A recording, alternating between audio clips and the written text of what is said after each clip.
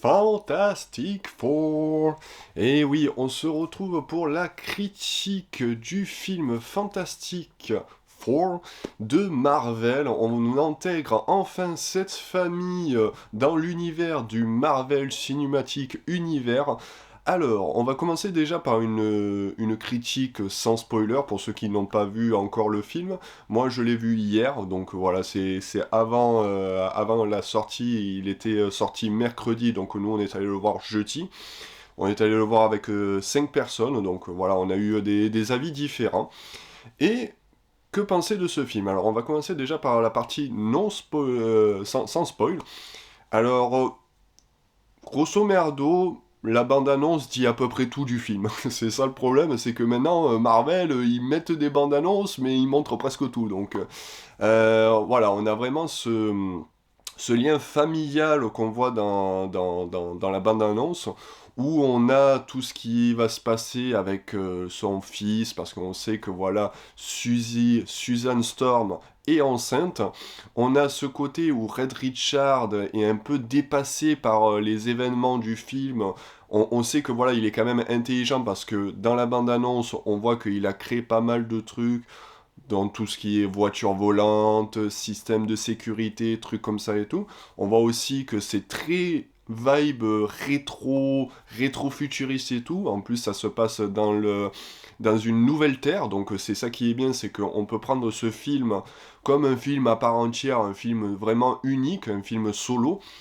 C'est ça qui est bien, c'est que même si les gens n'ont pas vu les autres films de Marvel, en passant les scènes post-génériques, on viendra juste après, vous regardez le film sans les scènes post-génériques, ça regarde, c'est comme si c'était un film normal. C'était comme si c'était un film voilà, de super-héros qu'on mettait là à côté, et franchement, c'est juste génial. Alors, qu'est-ce que j'ai pensé de ce film? Bon, voilà, tout ce qui était lien familial et tout, ils l'ont bien retranscrit.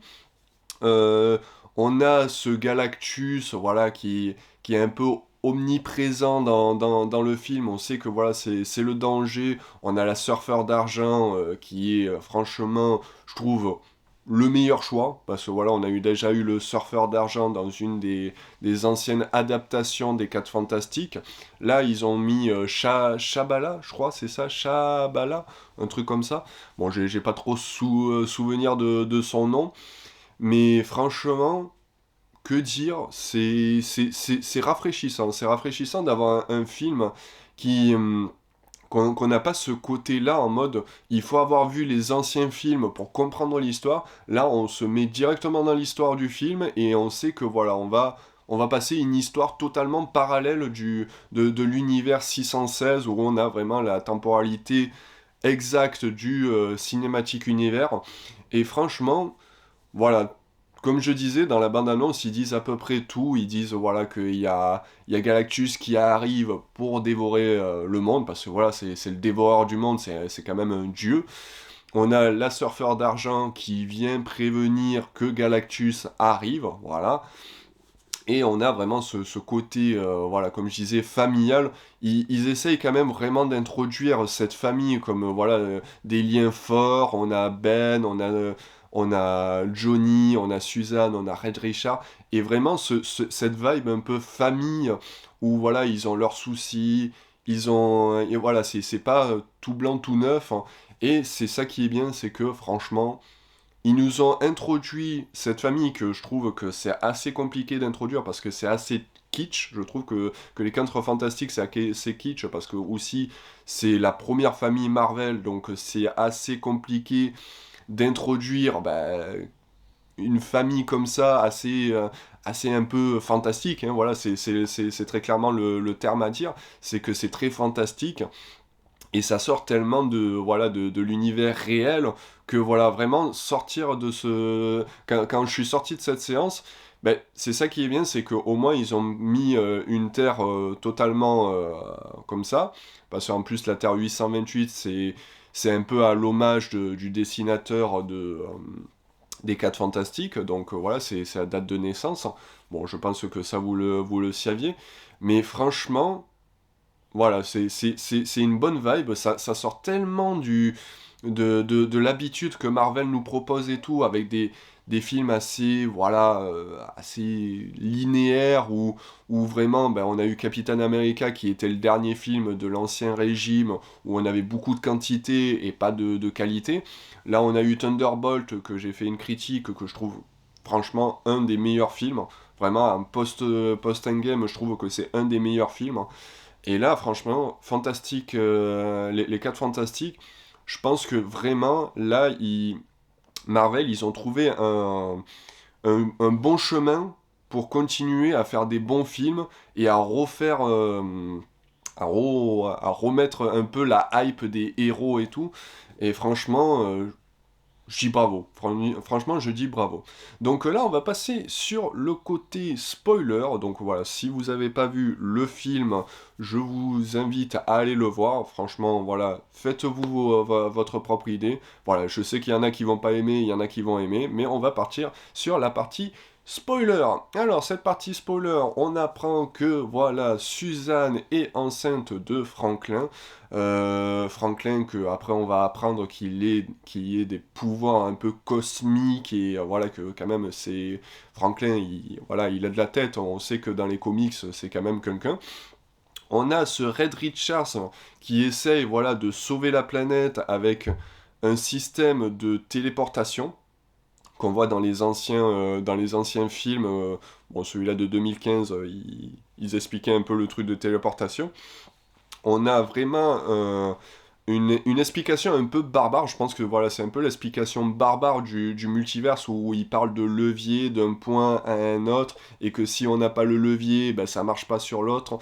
Je crois que c'était un peu le truc un peu multiversel. Bon, je pense que c'est ça qu'il voulait expliquer, ou peut-être autre chose, mais voilà, c'est vraiment, il y a un point et il y a un autre point, et si voilà, il n'y a pas le levier entre ces points, ben ça fonctionne pas. Voilà, ça fonctionne pas. Voilà, et comme je disais, voilà, on a vraiment ce Ben Grimm, la chose, qui est un peu tête à terre, en mode, ben, il revient dans son quartier, il a le contact avec les gens, et franchement, je trouve que c'est le personnage qui a le plus de contact envers les citoyens, et envers, voilà, il est apprécié des enfants, il est apprécié, voilà, on voit qu'il a une relation avec une personne, d'une église, d'une église juive, hein. Voilà, je crois que c'est un truc comme ça, je crois que c'est le sigle comme ça. Donc voilà, on a cette vibe où vraiment il y a un mec qui lui demande, ouais, ça va faire mal, sa phrase fétiche, et franchement, je trouve que voilà, Ben, ils l'ont bien réussi, même les effets spéciaux, des cailloux, des trucs comme ça et tout, ils l'ont bien réussi. On a un Johnny Storm qui a une relation, voilà, entre guillemets, avec la surfeur d'argent, où il apprend que, voilà, il apprend la langue natale du surfeur d'argent. Et on a cette relation un peu, voilà, Johnny, il aime bien draguer un peu tout ce qui bouge, hein, vraiment, c'est un peu le dragueur, quoi, hein.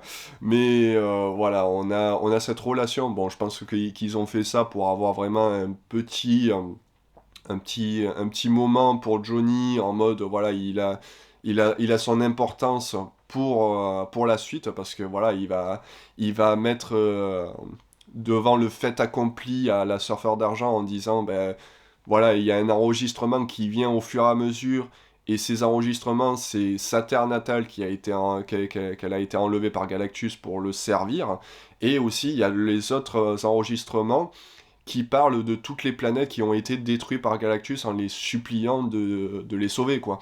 Donc franchement, je trouve que c'est assez cool que Johnny a quand même ce côté en mode, voilà, il est intelligent, il se pose, il est en train de traduire tous les registres pour apprendre la langue, donc le mec apprend quand même la langue.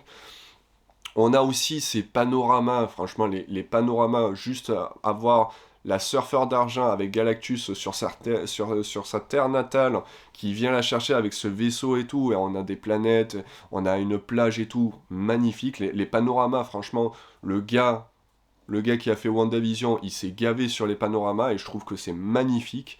On a ce Red Richard, comme je disais, qui est un peu surpassé par les comment ça s'appelle, par les trucs qui se passent, Galactus, il sait pas comment faire.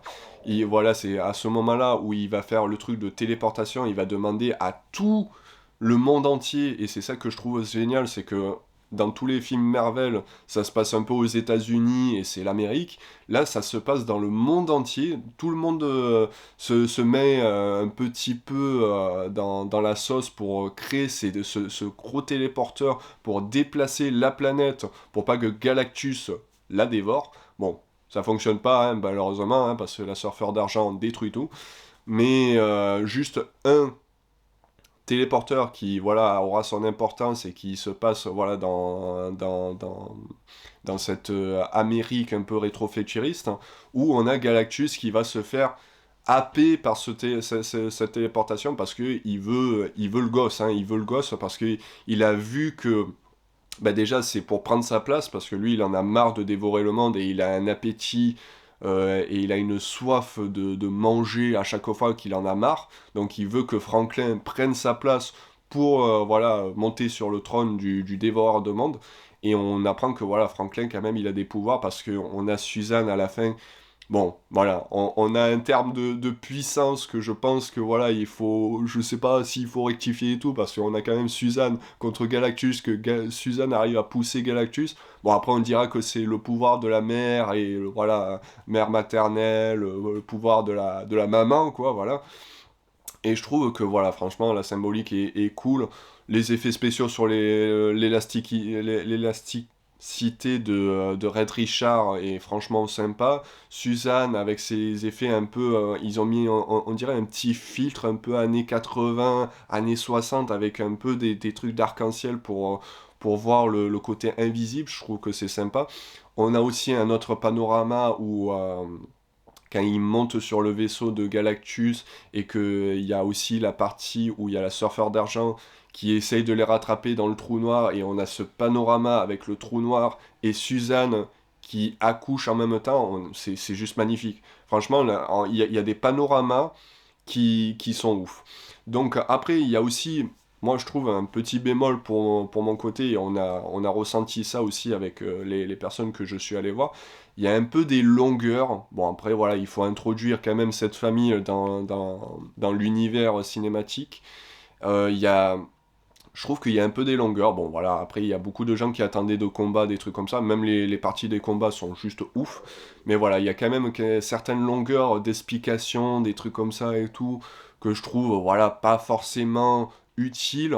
Mais bon, voilà, c'est toujours bien de les mettre. On va parler aussi des scènes post-génériques. Bon, on en a une qui est ultra importante, mais qui a été leakée depuis pas mal de temps, où on voit Doom de dos avec Franklin qui est sur le canapé, et on voit le masque de Doom. Bon, le masque il fait un peu cheap parce il est brillant. Est-ce que ça serait un masque style Iron Man, les premières prototypes de l'armure d'Iron Man, parce que vraiment ça fait vraiment cheap, ça fait très brillant. Bon après voilà, comme on dit, c'est un peu filtre un peu rétro, donc est-ce que ça serait le filtre rétro qui fait ça? Je pense que ça va être retouché en post-prod pour Doom ou des trucs comme ça. Et après on a la deuxième scène post-générique où on a vraiment ce côté un peu rétro avec un épisode un peu vieux des 4 Fantastiques en dessin animé.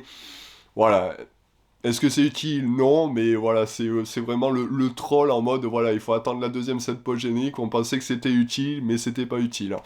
Donc voilà, bon ben moi je vous laisse faire votre idée sur ce film. Moi, franchement, je lui mets un bon 7-8 sur 10. Je trouve que c'est plutôt pas mal, hein. C'est, voilà, je dis que c'est pas le meilleur film Marvel, mais ça rafraîchit un peu le monde des héros. On a eu quand même Superman, c'est arrivé au même moment et tout, même si Superman ça a quand même divisé. Dites-le moi en commentaire si vous voulez une critique aussi de Superman, parce que je suis allé le voir et j'ai plutôt apprécié. Voilà, si vous voulez une critique sur Superman, dites-le moi en commentaire, et moi je vous retrouve pour de nouvelles aventures sur un prochain film. Allez, à plus tout le monde!